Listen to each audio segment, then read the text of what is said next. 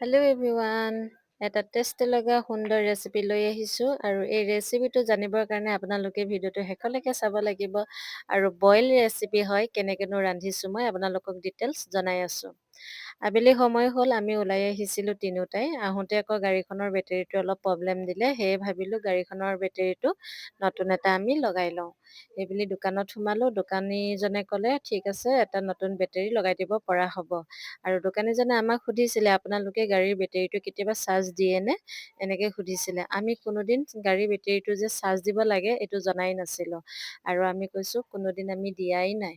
আৰু মানুহজনে কৈছে কেতিয়াবা পাৰিলে চাৰ্জত লগাব, এনেকৈ কৈছে। আৰু সেয়া তেওঁ কোৱা মতে আমি নতুন বেটেৰী লগাই ল'লোঁ। বেটেৰী লগাই মেলি আৰু মনতে ভাবি আছোঁ, বেটেৰীটো লগাই আমি ঘৰলৈ ঘূৰি যামনে? নাই নাই, নহ'ব দেই। ওটো চৰাইৰ পাছে পাছে আমি উৰি দিলোঁ। আৰু এটা কথা দেই, এই গাড়ীখনৰ পাছত যে যোনটো চৰাই আছে, সেই চৰাইটোৰ নাম কি আপোনালোকে কমেণ্ট কৰি জনাব দেই। মই পিছে জানো, কিন্তু আপোনালোকে কমেণ্ট কৰিলে বেছি ভাল হ'ব। পেট পূজাটো মেইন পূজা নহয় জানো, সেয়ে ভাবিলোঁ পেট পূজা কৰি যোৱাই ভাল হ'ব। আহি আমি পাই গ'লোহি KFC, আৰু আমি অৰ্ডাৰ কৰিলোঁ এইটো 319 হয়। এইটোকে আমি বাৰ্গাৰ আৰু পেপচি এইকেইটাকে আমি অৰ্ডাৰ কৰিলোঁ। আৰু অৰ্ডাৰ কৰোঁতে কৈছে তেওঁলোকে অকণমান দেৰি ৱেইট কৰিব লাগিব।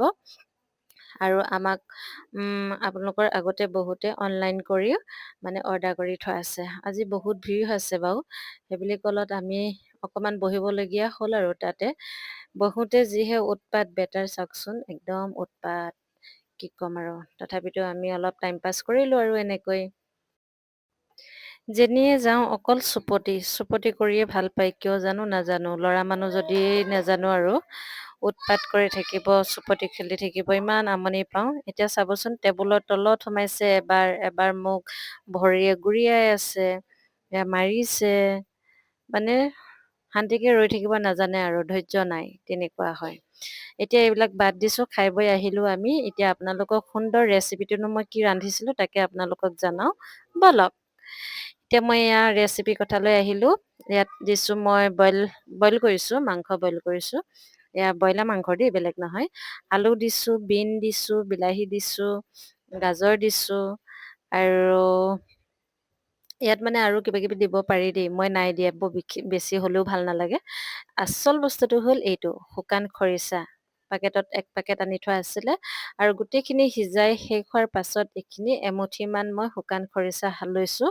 আৰু ধুনীয়াকৈ ওপৰত এনেকৈ অকণমান ছটিয়াই দিছোঁ। তাৰপৰা অকণমান দেৰি মই উতলিবলৈ দিম। তাৰপিছত মই ধুনীয়াকৈ মানে গেছটো অফ কৰি দিম। খাবলৈ যে কিমান টেষ্টি হয় নহয়, আপোনালোকে যদি খোৱা নাই একবাৰ ট্ৰাই কৰি চাব, খাই চাব কিমান যে ধুনীয়া হয়, মানে টেষ্টি হয় দেই। ধুনীয়ানো কি আৰু, খানাটো টেষ্টিহে হ'ব ন, ধুনীয়াটো হ'ব নোৱাৰে। দেখাত ধুনীয়া হয় আৰু, কিন্তু বহুত টেষ্টি হয়।